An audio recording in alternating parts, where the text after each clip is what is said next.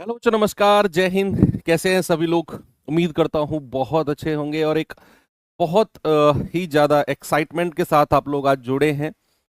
एक सीरीज हम लोग शुरू करने वाले हैं बच्चे। हर एग्जाम से पहले एक mock test, sorry, test, mock test दिमाग में आ रहा है, क्योंकि अभी बच्चे मॉक टेस्ट के बारे में डिस्कशन कर रहे थे कमेंट में। तो हर एग्जाम से पहले एक टेस्ट सीरीज हम लोग लेकर आते हैं आप लोगों के लिए, जो प्रैक्टिस सेट भी जिसको आप बोलते हैं, और ऑनलाइन टेस्ट सीरीज भी कह सकते हो, लाइव टेस्ट सीरीज भी कह सकते हो।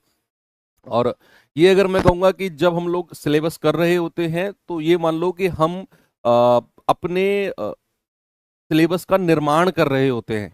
लेकिन जैसे ही हमने प्रैक्टिस सेट शुरू किया, आप ये मानो कि जो चीज हमने बनाई अपने सिलेबस में, उसके ऊपर पॉलिश लगने का काम शुरू हो गया।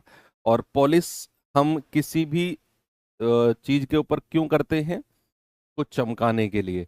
तो आपके सिलेबस को जितना आपने अभी तक पढ़ा, चाहे आप में से कुछ बच्चे होंगे जिन्होंने कंप्लीट कर लिया होगा सिलेबस, कुछ बच्चे होंगे जो कंप्लीट करने वाले होंगे, और कुछ परसेंट बच्चे होंगे जो अभी बीच में होंगे।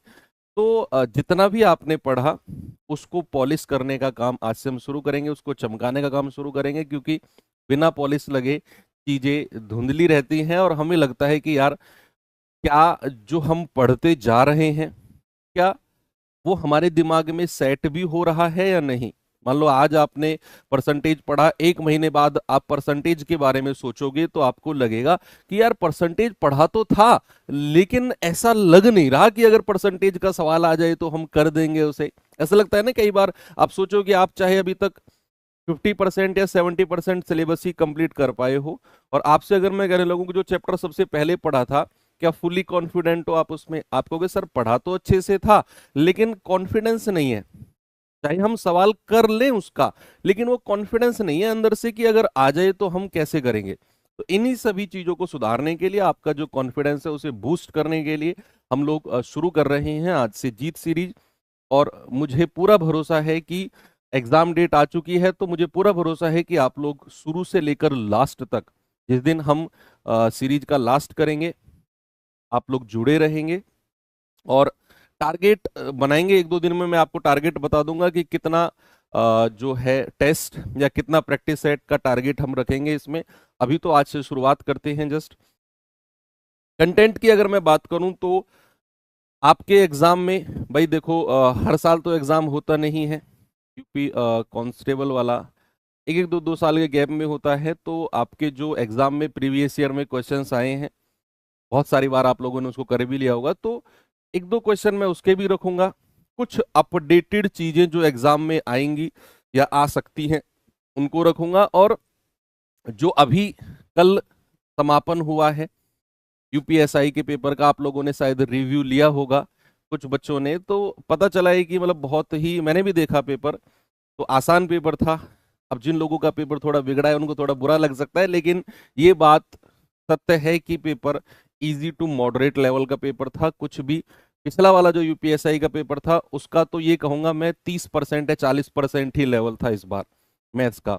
मैंने कुछ क्वेश्चन तो इतने आसान भी देखे कि उसमें दिया हुआ था कि भैया 17,000 का मूलधन है, और 16,000 का मूलधन है, और 18,700 रुपये हो जाता है मिश्र धन 2 साल में। बताओ ब्याज कितना मिला? अरे 16,000 का मूलधन, 18,700 रुपये मिश्र धन हो गया, ब्याज कितना मिला? तो ये थोड़ा सा बहुत सारे आसान क्वेश्चन भी देखे गए। तो इसका मतलब ये नहीं है कि हर क्वेश्चन आसान था, तो इजी टू मॉडरेट मैं कहूंगा। तो उन क्वेश्चंस को भी और उनके ऊपर बेस्ड चीजों को भी हम लोग देखेंगे। तो पूरा सिलेबस इस प्रैक्टिस सेट में आपको मैं रिवाइज करा दूंगा। पूरे सिलेबस में हर टाइप का क्वेश्चन यहाँ पर आपको शुरू से लेकर लास्ट तक अगर आप जुड़े रहते हैं तो हर टाइप का क्वेश्चन आपको मिलेगा। ऐसा नहीं है कुछ फिक्स टाइप ही है जिन पे बैक टू बैक मैं प्रैक्टिस सेट करा रहा हूं, नहीं, हर टाइप का क्वेश्चन हम देखेंगे। और अ, जैसे परसेंटेज चैप्टर से आज मैंने किसी टाइप का क्वेश्चन लिया, तो कल नए टाइप का क्वेश्चन, फिर अगले दिन तीसरे टाइप का क्वेश्चन। तो इस तरीके से परसेंटेज के भी सारे टाइप्स कवर होंगे। ऐसे ही प्रॉफिट लॉस का, मान लो आज मैंने कोई सवाल लिया, अगले दिन वो टाइप नहीं, किसी दूसरे टाइप का क्वेश्चन हम लोग रखेंगे। तो इस तरीके से हर चैप्टर आपके जो है रिवीजन में आ जाएगा। तो चलिए आज से हम शुरुआत करते हैं बच्चे प्रैक्टिस सेट 1 की। और ये 4 क्लासेस हैं जो मैं कहूंगा आपकी जीत में आपका बहुत साथ देने वाली हैं, इसीलिए इसका नाम भी जीत सीरीज रखा है। सुबह 9 बजे मैथ्स की क्लास रहेगी आपकी रेगुलर, और 12 बजे हिंदी कम बैक कर रहे हैं अंकित सर बहुत सालों बाद, और आप वो खुश नसीब लोगों में से हो कि जिनके बैच में अंकित सर का कम बैक हो रहा है। नहीं तो आप हमने भी उम्मीद छोड़ दी थी कि सर कम बैक करेंगे, लेकिन कर रहे हैं, चलो बहुत अच्छी बात है। और 2 बजे GS Sonveer sir all time hit, और 4 बजे reasoning Sandeep sir universal teacher हैं। ठीक है, तो बच्चे ये 4 क्लासेस हैं, और मुझे नहीं लगता कोई भी सब्जेक्ट ऐसा है जिसमें आपको ये लगेगा कि यार ये टीचर हम लोगों को थोड़ा सा कम एफर्ट लगाएंगे। हर टीचर अपने आप में बेस्ट हैं, और 9 बजे वाले मैथ्स के सर भी बहुत बेस्ट हैं अपने आप। चलिए, सारी क्लासेस यूट्यूब पर रहेंगी, और मैथ्स में स्पेशली मैं आपसे कहूंगा कि एक रफ कॉपी और पेन लेकर बैठिए, और लिखेगा कोई भी नहीं, बस जस्ट रफ कॉपी और पेन में सॉल्यूशन होना चाहिए। प्रिंटेबल पीडीएफ का हो चाहे बोर्ड पीडीएफ का हो, आपको मैं प्रोवाइड कराऊंगा। आप जो कहोगे वो कंटेंट आपको मैं प्रोवाइड कराऊंगा, लेकिन एक चीज मैं प्रोवाइड नहीं करा सकता हूं। अगर आप ये कहोगे कि सर घर आके पढ़ा दो, हमें ये सवाल समझा दो, वो पॉसिबल नहीं है। लेकिन यहां से इतनी दूरी से जो कंटेंट आपको चाहिए, बोर्ड पीडीएफ दे दूंगा, प्रिंटेबल पीडीएफ दे दूंगा। जिस दिन सारी सीरीज कंप्लीट हो जाएगी, मान लो 30 प्रैक्टिस सेट कराए या 40 कराए, सबकी कंबाइंड पीडीएफ, एक ही पीडीएफ चाहिए बड़ी सी सर, विद आंसर की, हर प्रैक्टिस सेट की, वो भी दे दूंगा आपको मैं। बस आपको क्या करना है, जुड़े रहना है, और कोई भी लिखेगा नहीं सवाल। 20 क्वेश्चन रेगुलर हम लोग रखेंगे, और इन 20 सवालों के लास्ट में मैं आपको एक होमवर्क भी दूंगा, और आप अपना देखेंगे कि कितना आपका स्कोर इसमें रहा है। धीरे धीरे सुधर जाएगा, स्कोर की टेंशन नहीं लेना है। अच्छे अच्छे सवाल भी रखूंगा मैं। ए रेशियो भी 5:3 है, तो 3a + 4b और 3a - 4b की वैल्यू क्या होगी। बच्चे, हमें ए रेशियो बी की वैल्यू दे रखी है, तो क्या करो, ए की जगह 5 और बी की जगह 3 टिका दो यहां पे। जब भी हमें रेशियो दिया हो और क्वेश्चन भी रेशियो में ही पूछ रहा हो, तो बस कुछ टेंशन नहीं लेना है। ए की जगह 5 और बी की जगह 3 रखेंगे, तो 5 तिया 15 प्लस बी की जगह 3, 4 तिया 12, 15 12 27 हो गया। 5 रखेंगे, 5 तिया 15 और 4 तिया 12, ये हो जाएगा 27/3। तो 3 एकम 3, 3 नाम 27। क्या जवाब हो गया बच्चा? ऑप्शन नंबर ए हमारा बिल्कुल सही है। चलिए सेकंड क्वेश्चन, और मतलब थोड़ा सा हम लोग स्पीड को भी, आज तो पहली क्लास थी तो शुरू के 10-12 मिनट थोड़े से मैंने आपके लिए, नहीं तो रेगुलर एज सच इतना टाइम मैं वेस्ट करता नहीं हूं बच्चों का। जो लोग मुझसे पुराने जुड़े हुए वो जानते हैं, मैं आऊंगा सीधा 9 बजे एग्जैक्ट क्लास लाइव हो जाएगी, और पहले क्वेश्चन से हम लोग शुरू हो जाएंगे। तो सवाल कह रहा है कि एक दुकानदार एक वस्तु के अंकित मूल्य पर 10% की छूट देता है, लेकिन छूट वाले मूल्य पर 8% का टैक्स भी लगाता है। यदि ग्राहक बिक्री कर सहित मूल्य के रूप में 34,020 रुपए का भुगतान करता है, तो बताइए उसका अंकित मूल्य क्या होगा। रेशियो मेथड से करेंगे हम। रेशियो मेथड से मतलब जो परसेंटेज हमें दिए हुए हैं उनका फ्रैक्शन। बच्चे, 10% का फ्रैक्शन होता है 1/10, और 8% का फ्रैक्शन ये बताएंगे भाई साहब, ये हाफ बाजू में व्हाइट टी शर्ट जो है, हाफ टी शर्ट, आप बताओ 8% का फ्रैक्शन क्या होता है। मुझे सब दिखाई दे रहे हैं आप लोग, व्हाइट टी शर्ट, हाँ आप, 8% का फ्रैक्शन। अरे बोलो भाई, दिख रहे हो तुम मुझे? हाँ, 8% का फ्रैक्शन। चलो छोड़ रहा हूं इस बार तुम्हें, लेकिन अगली बार नहीं छोड़ूंगा, यही कैमरे से ही मुक्का आएगा। 8% का फ्रैक्शन होता है 2/25। कितना होता है बच्चा? 2/25। अब सवाल कहता है कि दुकानदार ने 10% का डिस्काउंट दिया। डिस्काउंट का मतलब है मूल्य को कम करना, यानी कि वैल्यू अगर 10 थी तो एक कम कर दो, वैल्यू कितनी हो गई? 9। और घटे हुए मूल्य पर भी अगर वो टैक्स लगा रहा है, यानी कि वसूली कर रहा है वो ग्राहक से। वसूली करने का मतलब है कि भैया 25 में +2 कर देंगे, कितना हो जाएगा? 25 में +2 कर देंगे, 27 हो जाएगा। अब इनकी मल्टीप्लाई कर दीजिए, 9 गुणा 27 ही रहने दीजिए इसको, और इसको रहने दीजिए 250 कर दीजिए। तो भैया 9 गुणा 27 की वैल्यू कितनी हो जाएगी? 34,020, क्योंकि टैक्स लगने के बाद उसका मूल्य इतना है, 34,020। तो एक यूनिट की वैल्यू कितनी आएगी? 34,020 बटे 9 गुणा 27। तो काटा पीटी करिए, जल्दी से बताइए मुझे भाई। 9 तिया 27, 7 9 सत्ते 63, 9 अठे 72, 0। 27 से कटेगा, 27 एकम 27, 27 चौकू 108 और 0। 1 यूनिट की वैल्यू 140, तो 250 यूनिट की वैल्यू कितनी हो जाएगी? 250 गुणा 140। तो 0 0, 14 पंजू 70, 14 दूनी 28, 28 और 7 कितना हो गया? 35। 35,000 आपका सही जवाब है। ऑप्शन नंबर डी बिल्कुल करेक्ट है। उसका अंकित मूल्य कितना है? 35,000। आप इसे और भी फॉर्मूले वगैरह दुनिया भर के मेथड हैं भैया, शक्तिमान बन सकते हो किसी भी मेथड में। तो चलें आगे। सर जीडी के लिए ले सकते, करंट लग जाएगा जीडी के लिए, तुमने ले ली तो ये क्लास। अरे भैया ले सकते हो, जब तक मैं तुम्हें 500 रुपए के स्टैम्प पेपर पे नोटेरी करके ना दूंगा तब तक तुम जीडी के लिए क्लास नहीं लोगे। इसे नोटेरी करके तुम्हें एफिडेविट चाहिए, ले लो भैया, कौन रोक रहा है तुम्हें? ए और बी प्रत्येक एक काम को 75 दिन में कर सकते हैं, दोनों, ए भी 75 दिन में और बी भी 75 दिन में। कह रहा है कि उन्होंने एक साथ काम करना शुरू किया, लेकिन ए ने कुछ समय बाद काम छोड़ दिया और बी ने शेष काम 23 दिन में पूरा किया। बताइए ए काम शुरू होने के कितने दिन बाद काम छोड़ देता है? देखो यूपीएसआई का पेपर बिना कोई कंट्रोवर्सी के टाइमली और तमीज के साथ हो गया है। तो यूपी कांस्टेबल वालों, आप लोग इस भ्रम में मत रहना कि एग्जाम डेट बढ़ेगी या कोई लफड़ा आएगा और एग्जाम टल जाएगा ना। अगले साल इलेक्शन है बच्चा, बिल्कुल टाइमली पेपर होगा, पूरे रूल रेगुलेशन के साथ और पूरी तमीज के साथ। कोई कंट्रोवर्सी नहीं, कोई केस नहीं, कोई लफड़ा नहीं। और उसके लिए तैयार रहिए। जो एग्जाम डेट आ गई तो आ गई, और बिल्कुल प्योर तरीके से एग्जाम होगा, ये भी मान के चलो आप, प्योर तरीके से। भाई ए और बी दोनों 75-75 दिन में कर सकते हैं। तो अगर मैं टोटल वर्क और एफिशिएंसी की बात करता हूं तो ए भी 75 डेज में और बी भी 75 डेज में। सवाल ने बोला, प्रत्येक वर्ड यूज किया ना। तो एलसीएम आएगा 75, 75 एकम 75, 75 एकम 75, दोनों की एफिशिएंसी भी आ गई। अब सवाल कहता है कि दोनों ने साथ काम शुरू किया, लेकिन कुछ समय बाद ए ने काम छोड़ दिया। हमें नहीं पता कितने समय बाद छोड़ा, लेकिन कुछ समय बाद छोड़ा। अब सवाल कहता है बी ने शेष काम 23 दिन में पूरा किया, यानी कि जो लास्ट का 23 डेज का काम था, भाई ब्लू टी शर्ट, हाँ सुनो मेरी बात, जो लास्ट का 23 डेज का काम था अकेले बी ने किया वो। तो क्या मैं ये बता सकता हूं कि बी ने 23 डेज में कितना काम किया होगा? 23 दिन में।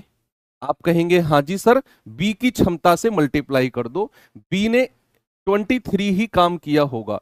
तो जो बचा हुआ काम है, जो शेष काम है, 75 माइनस 23 कितना आ गया? 52।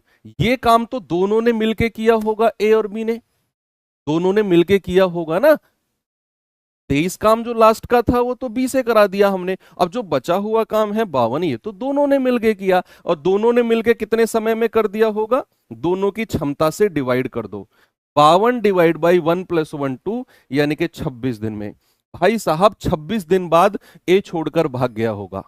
26 दिन दोनों ने साथ में काम किया, उसके बाद ए ने काम छोड़ दिया, और उसने यही पूछा है काम शुरू होने के कितने दिन बाद ए ने काम छोड़ा है। ठीक है, अच्छा सवाल है, आगे बढ़ सकता हूं मैं।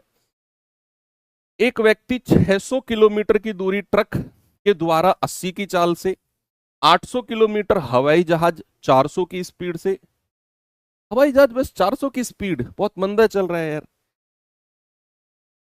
और 100 किलोमीटर मोटरसाइकिल द्वारा 50 की रफ्तार से। तो बताइए पूरी दूरी के औसत औसत चाल क्या होगी? What do you mean by औसत चाल?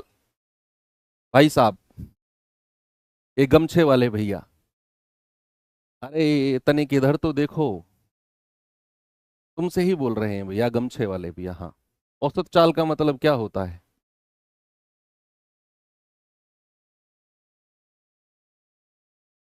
नहीं पता ना। औसत चाल का मतलब होता है कुल दूरी बटे कुल समय। क्या होता है? कुल दूरी बटे कुल समय। एवरेज स्पीड इक्वल्स टू क्या होता है? Total distance upon total time. कुल दूरी बटे कुल समय। यहां अलग अलग दूरी ट्रक, हवाई जहाज, मोटरसाइकिल तीनों के द्वारा दी हुई है। तो कुल दूरी बताइए कितनी है पहले तो। 600 किलोमीटर, 800 किलोमीटर और 100 किलोमीटर। क्या कुल दूरी मैं बता सकता हूं? हाँ जी। तो 8 6 14, 14 और 1 15, टोटल डिस्टेंस कितनी हो गई? 1500 किलोमीटर। अब कुल समय कैसे निकलेगा? कुल समय आएगा अलग अलग। भाई ट्रक के द्वारा 600 किलोमीटर 80 की रफ्तार से गया, तो ट्रक के द्वारा समय कितना लगा? समय बराबर क्या होता है? समय बराबर होता है दूरी बटे चाल, डिस्टेंस अपॉन स्पीड। होता है कि नहीं? समय बराबर दूरी बटे चाल। तो अगर मैं ट्रक के द्वारा समय पूछता हूं, ट्रक के द्वारा, तो दूरी 600 किलोमीटर है और समय कितना लगा? 80, सॉरी चाल कितनी है? 80। तो 4 दूनी 8 और 4 से जाएगा 15 बार। ओके। अगर मैं पूछूं हवाई जहाज के द्वारा समय कितना लगा? 800 किलोमीटर की दूरी है और चाल कितनी है? 400। तो भैया ये लगा है 2 घंटे का समय। अगर मैं पूछूं मोटरसाइकिल के द्वारा समय कितना लगा, तो आप कहेंगे 100 किलोमीटर की दूरी है, 50 की रफ्तार है, तो सर 2 घंटे यहां पर समय लगा है। 15/2 का मतलब 7.5 घंटे होता है। तो 2 और 2 4, 4 और 7 11, टोटल टाइम कितना हो गया? 11.5 घंटे। 1500 किलोमीटर की दूरी है और समय उसको लगा है 11.5 घंटे का समय लगा है। काटा पीटी करके जल्दी से जवाब चिपका दो। कितना आएगा? पॉइंट हटेगा 1 0, 5 से जाएगा 23 बार और 5 से जाएगा पूरा 3 बार। तो 3000/23। तो 23 एकम 23, 7, 23 दूनी 46, 23 दूनी 46, 23 तिया 69, एक, तो 130 सही 10/23 किलोमीटर पर आवर। क्या सबका यही जवाब आ रहा है भैया? 130 सही 10/23 किलोमीटर पर आवर उसकी एवरेज स्पीड है। आगे बढ़िए। ए किसी काम को पूरा करने में बी की तुलना में 50% ज्यादा समय लेता है। ए और बी एक साथ काम करते हुए 27 दिन में काम पूरा करते हैं। तो बी अकेला इस काम को कितने समय में पूरा करेगा? क्या आप जानते हैं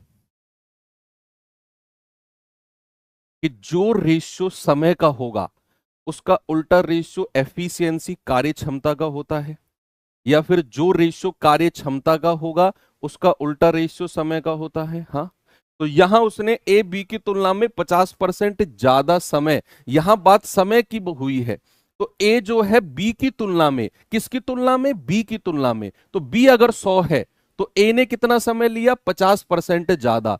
ए को कर दो 150, 100 में 50 जोड़ दो, 50 तिया 150, 50 दूनी 100। भाई साहब ये तो रेशियो आ गया समय का। अगर मैं आपसे पूछूं एफिशिएंसी का रेशियो, जस्ट उल्टा कर दो। यानी कि ए की क्षमता 2 है तो बी की क्षमता 3 है। सवाल कह रहा है दोनों अगर मिल जाएं तो 27 दिन में काम पूरा होता है। तो टोटल वर्क अगर मैं आपसे पूछूंगा तो दोनों की क्षमता 3 और 2 5 और दोनों मिलकर 27 दिन लेते हैं। तो 27 पंजे 135। ठीक है भैया। टोटल वर्क कितना आ गया? 135। सवाल कहता है कि भैया बी अकेला कितने समय में करेगा? तो बी की क्षमता से डिवाइड कर दो। बी की क्षमता कितनी है? 3। तो 3 तिया 9, 3 पंजे 15।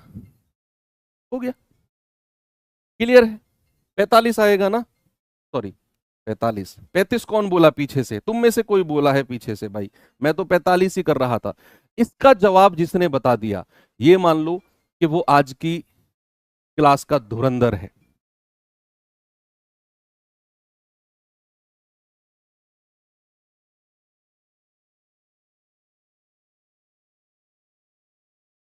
कौन है आज की क्लास का धुरंधर? सी माइनस। दिखने में आसान लगेगा सवाल, लेकिन आसान है भी, थोड़ा सा दिमाग लगाना पड़ेगा। ऐसे चुटकी बजाते ही आंसर नहीं आएगा। सी माइनस बी का वह निम्नतम धनात्मक मान, मिनिमम पॉजिटिव वैल्यू या लोएस्ट पॉजिटिव वैल्यू ज्ञात कीजिए जिससे 7 अंकों की संख्या 12 से डिविजिबल हो।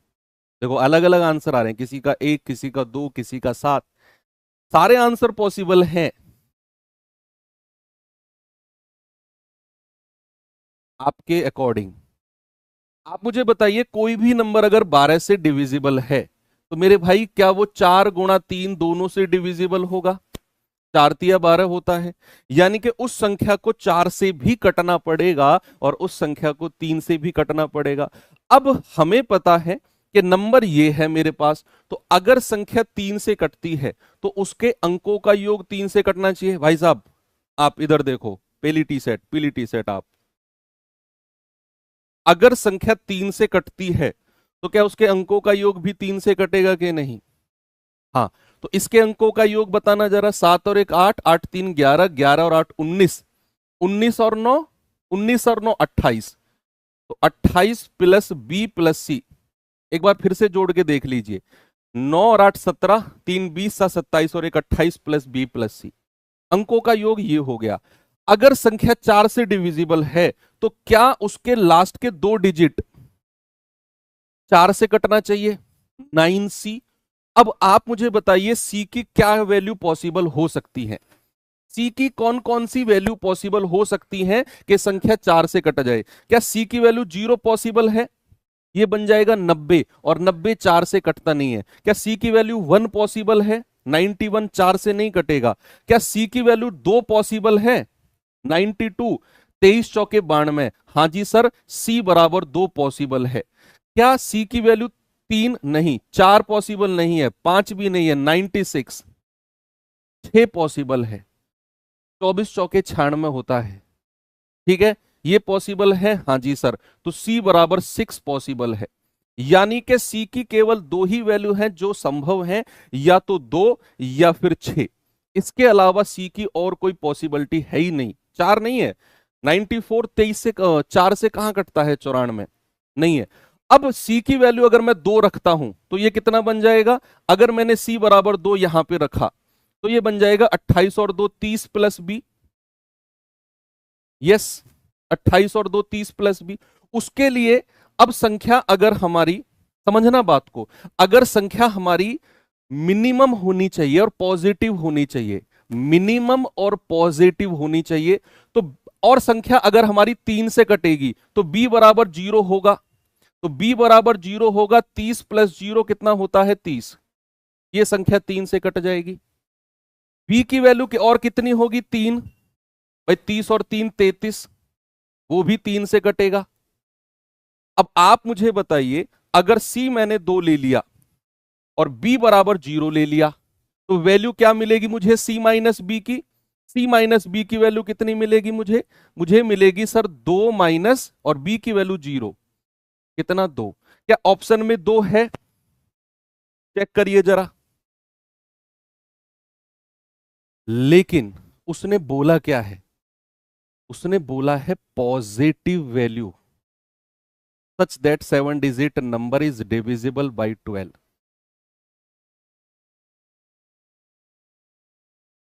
क्या 2 संभव है यहां पर? निम्नतम पूछा है उसने। बहुत जल्दी भावुक हो गए आप लोग। बहुत, मैंने बोला ना सवाल दिखने में छोटा है, लेकिन ये एक्चुअल में छोटा है नहीं। उसने निम्नतम बोला। क्या 2 से छोटी वैल्यू 1 आपको दिख रही है? क्या 1 कहीं कंडीशन में पॉसिबल हो सकता है? वो भी चेक करना है हमें।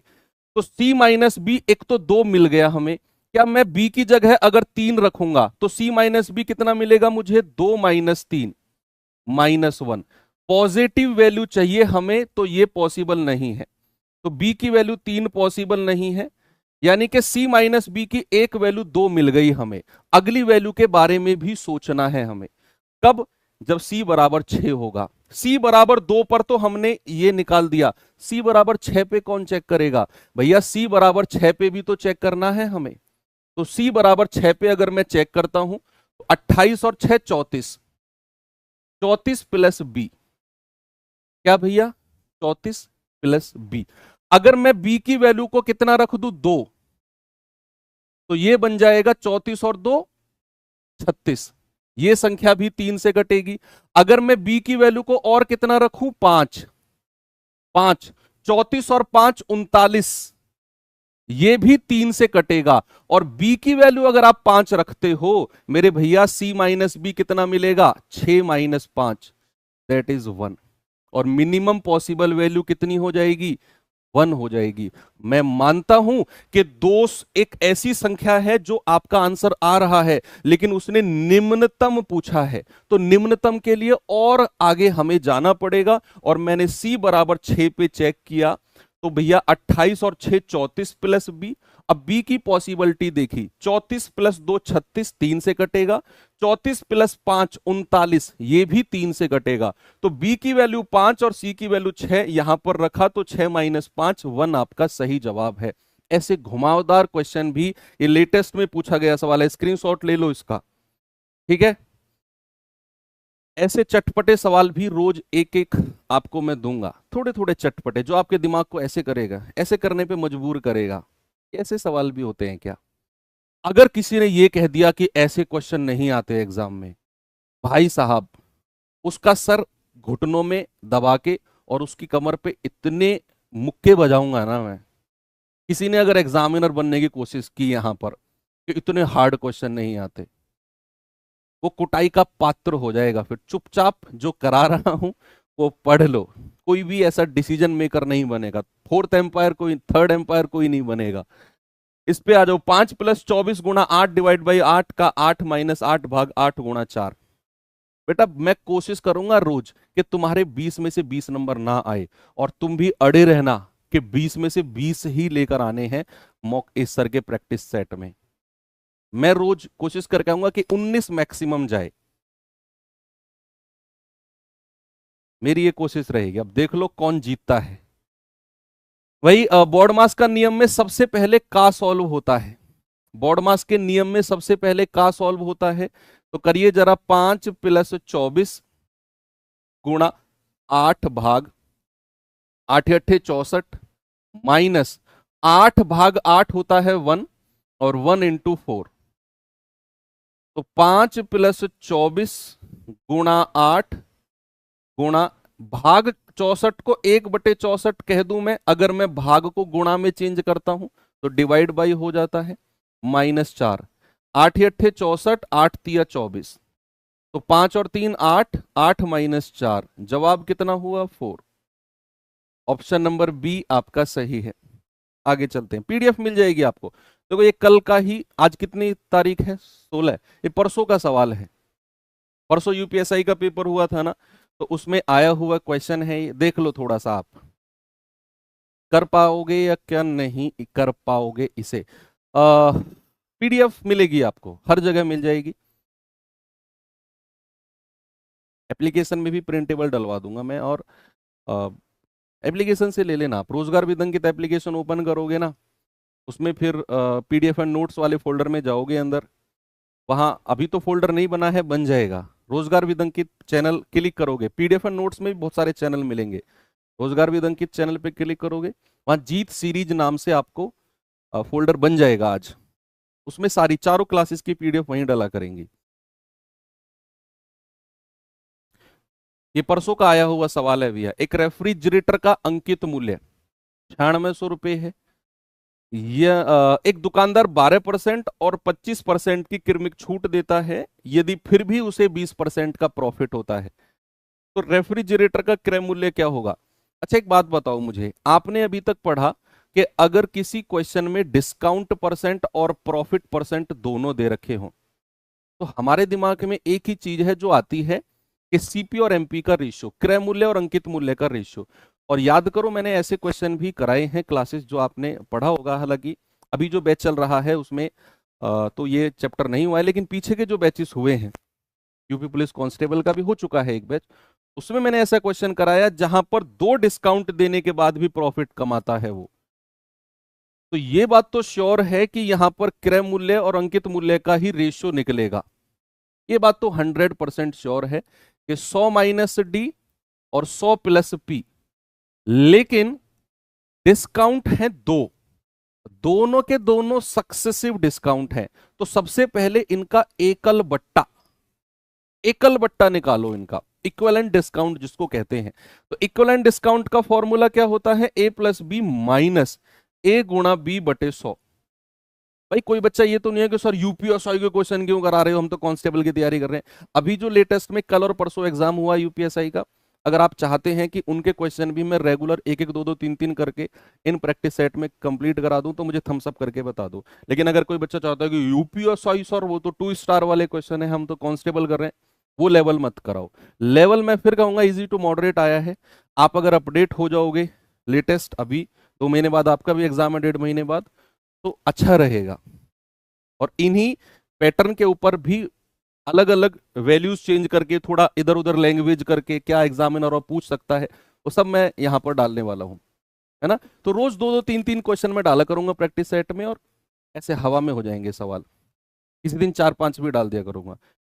तो a प्लस बी माइनस ए गुणा बी बटे 100, तो आपका क्या कहेंगे, a प्लस बी हो गया 25 12 37 माइनस 12 गुणा 25 कितना होता है 300 बटे 100, तो 37 में से 3 गया 34, यानी कि डिस्काउंट कितना हो गया, इक्वलेंट डिस्काउंट हो गया बच्चा 34% का। अब यहां पर रख दो 100 माइनस डी, 100 में से 34 गया कितना आ गया 66, और 100 प्लस पी, प्रॉफिट कितना है 20% का, तो 120। ठीक है भैया, 120 आपसे कह रहा है कि भैया उसका अंकित मूल्य 9600 है, यहां पर अंकित मूल्य 120 यूनिट है, तो इसकी वैल्यू 9600। एक यूनिट कितना आएगा, 0 से 0 गया, 12×8 = 80, तो भैया 66 यूनिट की वैल्यू, कॉस्ट प्राइस पूछा है ना, क्रय मूल्य कितना हो जाएगा, 0 8 6 48 8 6 48 और 4 52, 5280 रुपए है जो उसका कॉस्ट प्राइस। अब आप देखो, ऐसा तो नहीं है कि बहुत टफ लेवल है ये जो आया है ना, बिल्कुल एग्जाम ओरिएंटेड है और आपके एग्जाम में बिल्कुल आने लायक है। यदि किसी संख्या का 48% उसके 40% से 0.8 ज्यादा है, तो बताइए वह संख्या क्या होगी। किसी भी संख्या का 48% उसके 40% से कितना ज्यादा है, 8%। सवाल कहता है भैया 0.8 ज्यादा है, तो 1% की वैल्यू कितनी हो जाएगी, 0.8 बटे 8, तो 100% की वैल्यू कितनी हो जाएगी, वही आपसे पूछा गया है। तो 0.8 बटे 8 गुणा 100, तो पॉइंट हटेगा नीचे 0, 8 से 8 गया, 0 से 0 गया, तो ये आ जाएगा 10। कितना आएगा 10। एक रेलगाड़ी मुंबई से सुबह 6 बजे चलती है, उसी दिन दोपहर 2:30 बजे कोल्हापुर पहुंचती है। अगर रेलगाड़ी की गति 120 किलोमीटर प्रति घंटे है, तो रेलगाड़ी द्वारा तय की गई दूरी क्या होगी। भाई साहब आप बताइए, शर्ट ग्रे, ग्रे कलर की शर्ट आपसे कह रहा हूं, दूरी बराबर क्या होता है, सीधे होके बैठ जाओ पहले तो। दूरी बराबर क्या होता है, चाल गुणा समय, डीएसटी का रूल। डिस्टेंस इक्वल टू होता है स्पीड इनटू टाइम। अगर रेलगाड़ी सुबह 6 बजे चली और 2:30 बजे कोल्हापुर पहुंची, तो कितने घंटे का समय उसको लगा कोल्हापुर जाने में। आप कहेंगे सुबह 6 बजे से 2:30 बजे तक, यानी कि 8.5 घंटे लगे हैं सर। कितना समय है बच्चा, 8.5 घंटे लगे हैं। चाल कितनी है 120, 8.5 से गुणा कर दो, कितना आंसर आना चाहिए, 1020 किलोमीटर। कैसे बोला मैंने, मैंने नहीं किया सोल्व, पता है क्यों, क्योंकि मुझे पता है कि मैं इस चाल को 8.5 से गुणा करूंगा और जो भी आएगा मेरा आंसर होगा। अगर 8.5 में से पॉइंट को मैं हटा दूं साइड में, तो मुझे दिख रहा है 85, 85, और 85 17 का मल्टीपल है। 17 एक प्राइम नंबर है, अभाज्य संख्या है। ऑप्शन में जो भी 17 का मल्टीपल नहीं होगा वो आंसर आपका जवाब नहीं होगा। तो क्या 917 से कटता है, 980 कटता है, 1000 कटता है, 1020 कटता है, 17 छिक्के 102। थोड़ा सा डिविजिबिलिटी का तड़का लगाओगे ना, स्वाद अलग ही होगा। तो चाल कितनी है 120, समय कितना है 8.5, पॉइंट हटा 0, ये गया 12 पंजे 60, 12 अट्ठे 96 और 6 102, कितना आ गया भैया 1020 किलोमीटर, बिल्कुल सही है। आगे बढ़ो। एक व्यवसाय में पी क्यू से आधा और क्यू आर से आधा निवेश करता है, तो 7000 मासिक लाभ को यदि उनके बीच साझा किया गया, तो आर का हिस्सा क्या होगा। देखो पार्टनरशिप में अगर चाहे 2 लोग हों, चाहे 3 लोग हों, चाहे कितने भी लोग हों, अगर उन्होंने साथ में काम शुरू किया, और अंत तक साथ में ही जुड़े रहे, बीच में कोई भी छोड़कर नहीं भागा। तो जो रेशियो उनकी पूंजी का, जो रेशियो उनके कैपिटल का होगा, वही रेशियो उनके प्रॉफिट का होगा। तो यहां पी ने क्यू से आधा और क्यू ने आर से आधा निवेश किया है। तो आप ये मान के चलो कि तीनों ने साथ में बिजनेस शुरू किया और उसने सीधा प्रॉफिट की बात करी है। तो जो रेशियो कैपिटल यानी कि पूंजी का है, वही रेशियो प्रॉफिट का होगा। तो सबसे पहले देखो, आपके पास दो तरीके हैं। आप अगर स्मार्ट बच्चे हैं तो आप पी और क्यू का रेशियो अलग बनाएंगे, क्यू और आर का अलग बनाएंगे, और फिर पी क्यू आर का एक साथ बना देंगे। लेकिन आप अगर एक्स्ट्रा स्मार्ट बच्चे हैं, ओवर स्मार्ट नहीं कहूंगा मैं, एक्स्ट्रा स्मार्ट बच्चे हैं, तो आप एक ही लाइन में पी क्यू आर का रेशियो बनाने की कोशिश करोगे। मैंने कहा कोशिश करोगे। उसने बोला पी क्यू का आधा है और क्यू आर का आधा है, क्यू आर का आधा। अगर मैं आर को 4 मान लूं तो आर का आधा कितना हो जाएगा? 2। क्यू कितना हो जाएगा? 2।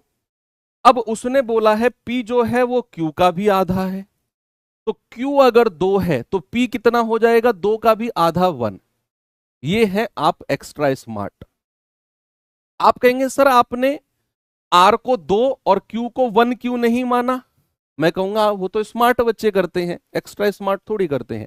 अगर आप आर को 2 और क्यू को 1 मानोगे, क्योंकि सवाल ने बोला है क्यू आर का आधा, तो फिर जब पी निकालोगे तो फिर एक का भी आधा 0.5 करना पड़ेगा। तो वो पॉइंट से मुझे बचना था, इसीलिए मैंने इसका भी डबल और इसका भी डबल कर दिया, तो मैं बच गया पॉइंट से। ठीक है भैया, आगे बढ़ते हैं। सवाल कहता है 7,000 का प्रॉफिट है टोटल। तो हम कहेंगे 4 और 2 6 और 1 7 यूनिट की वैल्यू कितनी है? 7,000। तो एक यूनिट की वैल्यू कितनी हो जाएगी? 1,000। और सवाल कहता है आर का हिस्सा कितना है? 4,000 हो जाएगा सीधा, सबसे ज्यादा हिस्सा। 0.05, 0.5, 0.25, 1.25 का एचसीएफ बताओ। कौन बताएगा सबसे पहले? सुबह सुबह नहा के जो आए हैं उनमें से मुझे आंसर चाहिए। ना नहाने वालों, आप जवाब नहीं दोगे, आप वैलिड नहीं हो जवाब देने के लिए। क्यों नहीं है सर? बस नहीं हो। My life my rule. जो जो नहाया है वही वैलिड है। बोलो बोलो बोलो।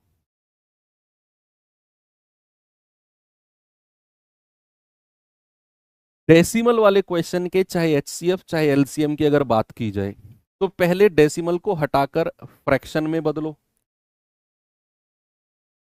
फिर डिनोमिनेटर में जीरो की संख्या बराबर करो, फिर लगा दो तरीका फ्रैक्शन वाला।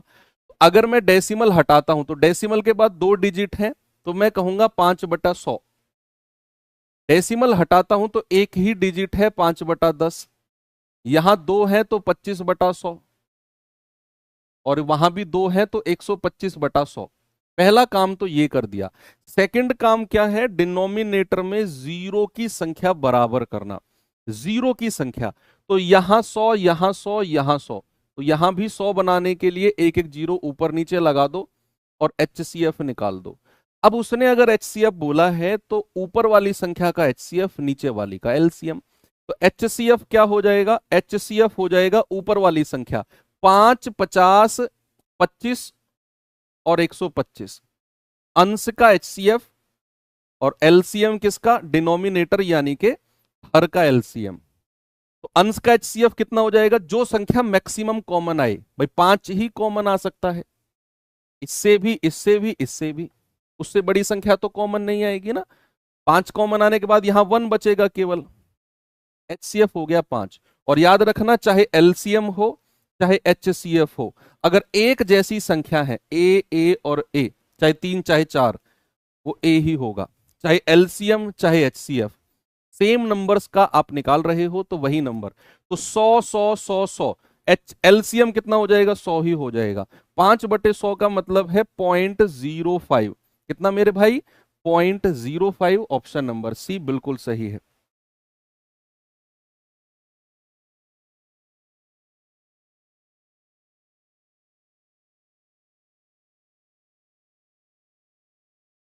बताओ।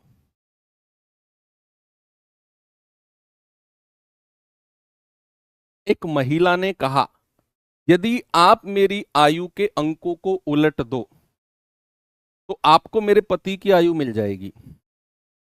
वह बड़े हैं और उनकी आयु के बीच का अंतर उनके योगफल का 11वां हिस्सा है। तो आदमी की आयु कितनी है? क्यों बोला ऐसा महिला ने? मेरा क्वेश्चन ये है। आप लोग सब गलत जवाब बता रहे हो इन चारों ऑप्शन में से, मेरा ये क्वेश्चन है ही नहीं। क्यों बोला महिला ने ऐसा? क्या जरूरत थी? क्या उद्देश्य था? ये बताना उद्देश्य था कि अपने पति को नीचा दिखाना है कि वो मुझसे कितने कितने साल बड़े हैं? 9 साल बड़े हैं? या फिर मुझसे कितने साल बड़े हैं? आप बताओ मुझे। मैंने मजाक मजाक में आंसर भी बता दिया आपको। देखते हैं। सवाल है, एक महिला ने कहा, यदि आप मेरी आयु के अंकों को उलट दो तो आपको मेरे पति की आयु मिल जाएगी। और लास्ट में उसने पूछा है आदमी की आयु, यानी कि उसके पति की आयु। तो पति की आयु जो भी आप ऑप्शन में से मानोगे, उसको उलटने से उसकी वाइफ की आयु मिलेगी। तो अगर मैं हस्बैंड की आयु, और दूसरी बात, हस्बैंड बड़े हैं, ये बात भी श्योर है। अगर मैं हस्बैंड की आयु को 45 मानूं, क्योंकि सवाल ने हस्बैंड की आयु पूछी है, तो महिला की आयु, वाइफ की आयु कितनी होगी? इसको पलटने पर 54 हो जाएगी। क्या ये संभव है? वाइफ बड़ी हो गई, हस्बैंड छोटे हो गए? नहीं। उसने बोला, साफ साफ बोला है कि हस्बैंड बड़े हैं। तो ऑप्शन ए तो गलत हो गया। इसी के मिलता जुलता ऑप्शन अगर मैं 54 मान लूं कि हस्बैंड अगर 54 साल के हैं और वाइफ उलट दो तो वाइफ 45 साल की हो जाएंगी। यस, 45 का उल्टा 54, मैं ये ऑप्शन मान के चल रहा हूं। तो वाइफ 45 साल की, हस्बैंड 54 साल के। अब ऑप्शन पे आगे चलो। कह रहे कि भैया उनकी, कह रहे कि वे बड़े हैं और उनकी आयु के बीच अंतर उनके योगफल का 11वां हिस्सा है। तो इनका योगफल अगर मैं निकालता हूं, योगफल, तो इनका योगफल कितना होगा? 99। और अंतर कितना है? अंतर, आप कहेंगे सर 54 में से 45 गया 9, तो 9 का 11वां हिस्सा है क्या ये? भाई 9 को 11 से गुणा करोगे 99 मिलेगा। और सवाल ने भी यही बोला है कि उनकी आयु के बीच का अंतर उनके योगफल का 11वां हिस्सा है। तो योगफल 99, अंतर 9, तो 9 का 11वां हिस्सा, योगफल का 11वां हिस्सा, सॉरी, इस योगफल का 11वां हिस्सा 1/11 करोगे तो अंतर मिल जाएगा। आपका जवाब ऑप्शन डी हो जाएगा। हस्बैंड की एज 54 साल हो जाएगी। भाई योगफल 99 है, उसका 11वां हिस्सा निकालोगे यानी कि 1/11 करोगे तो अंतर यानी कि 9 मिल जाएगा। 11 नाम 99 होता है, यानी कि हस्बैंड की एज ऑप्शन डी हो जाएगी। थोड़े पहेली वाले सवाल हैं ये, लेकिन मेरे सवाल का जवाब अभी तक नहीं दिया आपने, पता नहीं क्यों। कोई बात नहीं, इसका बदला लिया जाएगा किसी अच्छे सवाल को रखकर। यदि 9 क्रमागत सम संख्याओं का औसत 132 है तो पहली और अंतिम संख्या का अंतर बताइए। 8 दूनी 16। क्रमागत संख्याओं का थोड़ा सा ट्रिक मैं सिखाता हूं आपको, सुनना। देखो, जैसे उसने 9 क्रमागत बोली है तो आपको पता होनी चाहिए 1 2 3 4 5 6 7 8 9, 9 स्पेस बना दिए। और जो क्रमागत संख्याओं का एवरेज होता है बिल्कुल बीचों बीच वाली संख्या होती है।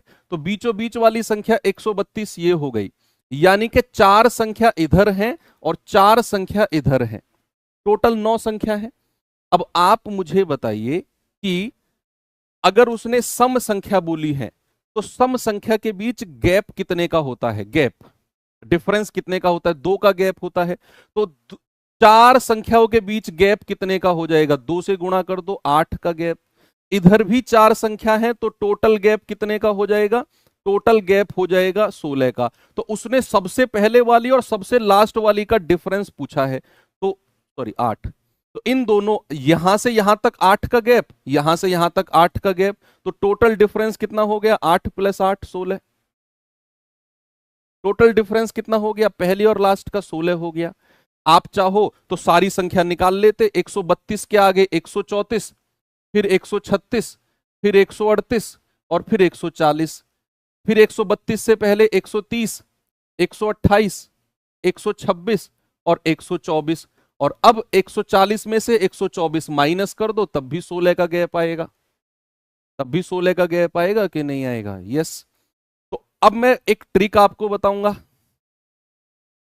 तो जब भी आपसे फर्स्ट एंड लास्ट का डिफरेंस पूछेगा, फर्स्ट एंड लास्ट का अगर वो डिफरेंस पूछेगा क्रमागत संख्याओं में, क्रमागत संख्याओं में जब भी वो फर्स्ट एंड लास्ट का डिफरेंस पूछेगा तो संख्या या तो सम होनी चाहिए या फिर विषम होनी चाहिए। तो भैया फॉर्मूला होता है 2 गुणा जितनी भी संख्या है n-1, 2 गुणा n-1।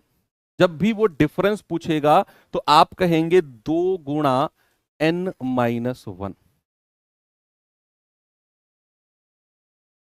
ठीक है, 2 × n-1। n क्या है? 9 संख्या। तो 2 गुणा 9 में से एक गया 8, आपका जवाब हो जाएगा 16। योग पूछेगा तो योग की टेंशन नहीं है। योग कैसे निकालते हैं? पहली संख्या प्लस लास्ट की संख्या को 2 से डिवाइड करेंगे तो एवरेज मिल जाएगा 132। 2 से मल्टीप्लाई कर दो एवरेज को। योग अगर निकालना है फर्स्ट एंड लास्ट का तो 2 × एवरेज। ठीक है, एवरेज को 2 से गुणा कर दो सीधा सीधा, तो फर्स्ट एंड लास्ट का योग मिल जाएगा। और फर्स्ट एंड लास्ट का डिफरेंस निकालना है तो 2 × n-1, जहां n क्या है, कितने नंबर्स हैं। तो स्क्रीनशॉट ले लो, आपके शायद ये काम आ जाएगा। आगे बढ़ो। कह रहा है एक सम चतुर्भुज के दो विकर्ण क्रमशः 14 और 48 हैं, तो सम चतुर्भुज का पेरीमीटर यानी कि परिमाप क्या होगा? रोम्बस के बारे में अभी जो कंटिन्यूअस में बैच चल रहा है उसमें हमने नहीं पढ़ा है ये चैप्टर, लेकिन जिन्होंने पढ़ लिया वो जानते हैं कि रोम्बस वो होता है जिसकी सारी भुजाएं बराबर होती हैं, चारों भुजाएं बराबर होती हैं। दूसरी बात, रोम्बस के जो डायगनल्स, जो विकर्ण होते हैं ना बच्चे, एक दूसरे को 90 डिग्री पे काटते हैं, एक दूसरे को किस पे? 90 डिग्री पे काटते हैं। और तीसरी बात, बराबर काटते हैं, यानी कि जितना यहां से यहां तक होगा उतना ही यहां से यहां तक होगा, और ये भी आधा आधा कट जाएगा बीच में से। तो एक विकर्ण अगर 14 है तो ये वाला विकर्ण अगर मैं 14 मानता हूं तो ये 7 हो जाएगा, ये भी 7, आधा आधा तोड़ दो इस पॉइंट से। ये विकर्ण अगर 48 दिया हुआ है तो ये भी 24 और 24 में टूट जाएगा, 24 दूनी 48। अब आप मुझे बताइए, इस वाले ट्राइंगल पे फोकस करिए, केवल केवल बच्चा इस वाले त्रिभुज पे फोकस करेंगे, इस वाले पे। आप जरा मुझे बताइए, ऐसा कोई ट्रिपलेट जिसमें 7 और 24 दोनों आते हो, जिसमें 7 और 24, देखो ये 7 है, ये 24 है, तो भैया हाइपोटेनस यानी कि कर्ण क्या हो जाएगा? 25। एक ट्रिपलेट दुनिया जानती है 7, 24 और 25 का। पाइथागोरस लगा के भी निकाल सकते हो आप, जरूरत नहीं है। तो भैया ये अगर 7 है, ये 24 है, तो ये क्या हो जाएगा? 25। यानी कि रोम्बस सम चतुर्भुज की भुजा मिल गई आपको। तो परिमाप क्या होता है किसी भी सम चतुर्भुज का? Perimeter 4a। तो आप कहेंगे 4 × 25। कम एफर्ट के साथ आपका जवाब 100 आ जाएगा। आप कहेंगे नहीं सर, फॉर्मूले से ही बताओ। मैं बता रहा हूं, करना आप खुद। फॉर्मूला होता है d1² + d2² बराबर 4a²। तो यहां पर d1 और d2 आपको दिए हुए हैं, रखेंगे, सॉल्व करेंगे, a की वैल्यू आ जाएगी। कितनी आएगी? a की वैल्यू 25 ही आएगी। और फिर पेरीमीटर 4a निकाल देना, आपका जवाब आ जाएगा, अगर आप फॉर्मूले से करना चाहते हैं तो। नहीं तो स्मार्ट वे में तो ये सबसे बेस्ट है।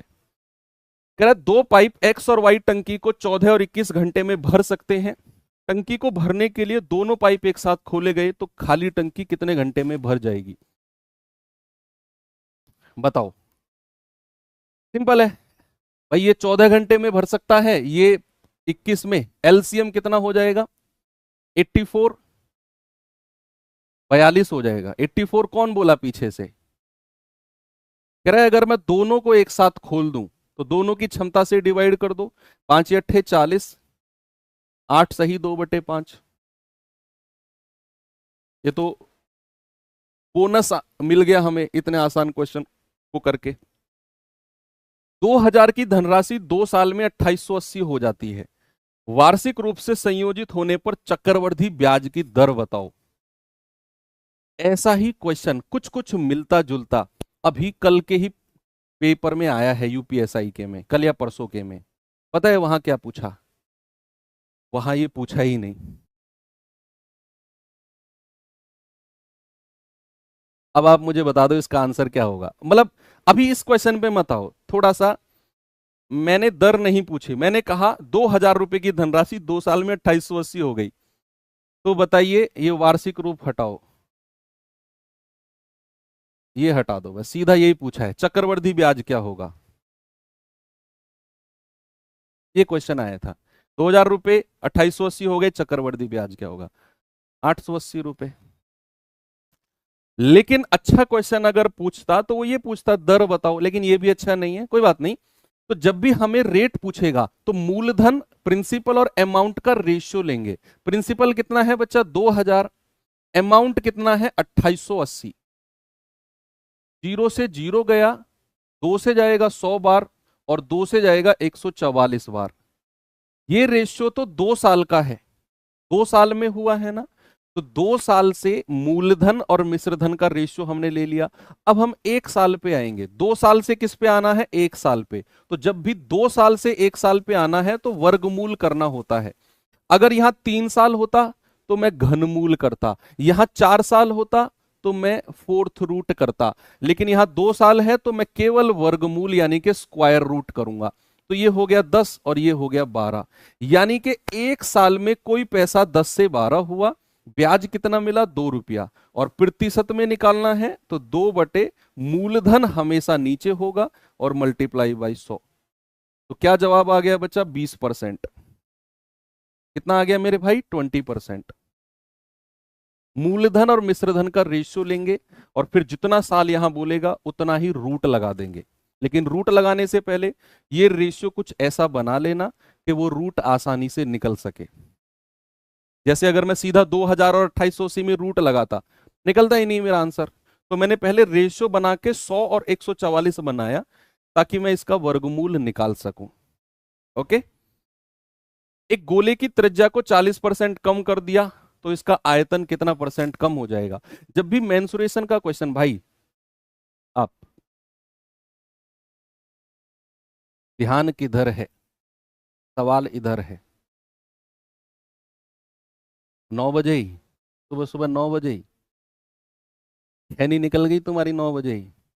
टॉनिक एनर्जी चाहिए सुबह 9 बजे तुम्हें। जब तक खैनी के 2 पाउच यहां नहीं रखोगे तब तक। क्यों क्यों? मेरी क्लास के बाद ही लगा लेते यार, दिख रहे हो तुम मुझे। गलत बात है।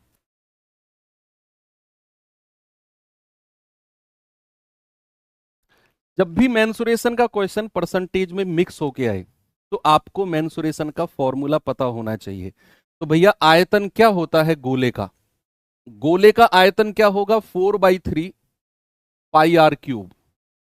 और हमें जो कांस्टेंट टर्म है उससे मतलब नहीं है, जो भी कांस्टेंट टर्म है हमें उससे मतलब नहीं है, वो रेशियो में दोनों तरफ से कट जाना है। हमें मतलब है कि जो रेडियस है वो कितनी बार आया? 3 बार। 40% का फ्रैक्शन क्या होता है? 2/5 होता है कि नहीं? तो भैया 40% कम हुई है त्रिज्या, तो 5 में 2 घटा दो 3। और कितनी बार लिखना है? जितनी बार त्रिज्या आई है। 3 बार आई है तो 3 बार लिख दो बस। ये 125, ये 27। तो आयतन अगर पहले 125 था फिर 27 हो गया, कितने कम हुआ है? 98 कम हुआ है। ठीक है, तो परसेंटेज कमी निकालनी है तो 98/125 गुणा 100। तो 25 चौकू 100, 25 पंजे 125, 4 32, 4 नाम 36 और 3 39/5। तो 5 7 35, 4 5 8 40, 5 चौकू 20। 78.4% उसके वॉल्यूम में कमी हो जाएगी। चावल के प्रति किलोग्राम मूल्य में 25% की वृद्धि परिणाम स्वरूप एक व्यक्ति को 1200 रुपए में 6 किलोग्राम कम चावल खरीद पाता है। तो चावल का प्रति किलोग्राम प्रारंभिक मूल्य देखो, ऐसे क्वेश्चन में आपको सिखाया जाता है कि उसका जो एक्सपेंडिचर होता है, उसका जो खर्चा होता है वो सेम होता है। भाई 1200 रुपए पहले भी उसकी जेब में थे, अब भी उसकी जेब में है। पहले भी 1200 का सामान खरीद रहा होगा, अब भी 1200 का ही खरीदेगा। लेकिन वो जो 6 किलोग्राम कम खरीद रहा है, इसका रीजन, इसका कारण क्या है? इसका कारण है 25% मूल्य बढ़ जाना। तो उसने खर्चा नहीं बढ़ाया अपना। और जब खर्चा सेम रहेगा तो बच्चे याद रखना 1/4 इसका फ्रैक्शन होगा। जब खर्चा सेम रहेगा तो याद रखना जो रेशियो मूल्य का होगा उसका उल्टा रेशियो खपत यानी कि एक्सपेंडिचर का हो जाएगा। तो प्राइस क्या किया उसने? 25% बढ़ाया। 4 में 1 जोड़ दो 5, तो उसका जो कंजप्शन, जो खपत होगी, खपत, खपत का मतलब समझते हो आप? आपसे कह रहा हूं भाई साहब, खपत का मतलब, खपत का मतलब अगर समझना है तो जो टिफिन लेके आए हो ना, टिफिन इतना बड़ा जिसमें 12 रोटी रखी है तुम्हारी, 2 बजे खाने वाली, 1 बजे खाने वाली, वो खपत है तुम्हारी एक टाइम की। कितना तुम खाते हो, दैट इज खपत। लाइब्रेरी में आए हो ना सुबह से शाम तक पढ़ने के लिए, 12 11 12 रोटी जो रख के लाए हो, दैट इज खपत, उसको कंजप्शन कहते हैं। तो जो रेशियो मूल्य का होगा उसका उल्टा रेशियो खपत यानी कि कंजप्शन का हो जाएगा। ठीक है, उल्टा रेशियो। तो खपत पहले 5 थी, अब 4 हो गई। कितने की कमी आई? 1 यूनिट की। लेकिन सवाल के अकॉर्डिंग तो 6 किलोग्राम कम है। तो शुरुआत में खपत कितनी थी? 5 यूनिट। तो 5 यूनिट की वैल्यू हो जाएगी 30 किलोग्राम। यानी कि शुरुआत में उसकी खपत 30 किलोग्राम थी शुरुआत में। तो सवाल कहता है उसका प्रारंभिक मूल्य। तो प्रारंभिक खपत तो मिल गई हमें, तो प्रारंभिक रेट अगर हमें निकालना है तो भाई साहब उसका खर्चा 1200 रुपए है और खपत कितनी है? 30 किलोग्राम की। 3 चौकू 12, 40 रुपए पर केजी उसकी खपत है। आगे बढ़ू, नेक्स्ट, ये लास्ट है और ये भी यूपीएसआई में पूछा गया सवाल है। 7 सेंटीमीटर त्रिज्या और 24 सेंटीमीटर ऊंचाई वाले ठोस बेलन को पिघलाकर शंकुओं में ढाला गया, जिसमें प्रत्येक शंकु की त्रिज्या 7 सेंटीमीटर और ऊंचाई 8 सेंटीमीटर है। तो ऐसे कितने शंकु बनाए जा सकते हैं? एक चीज को पिघलाकर जब भी दूसरे में ढाला जाए, हमेशा वॉल्यूम, आयतन बराबर रखना है। तो भैया बेलन का आयतन क्या होता है? पाई आर स्क्वायर। 7 सेंटीमीटर आर है ना त्रिज्या, और एच कितना है? 24। और शंकु का आयतन कितना होगा? 1/3 पाई। आर कितना है? 7 का स्क्वायर।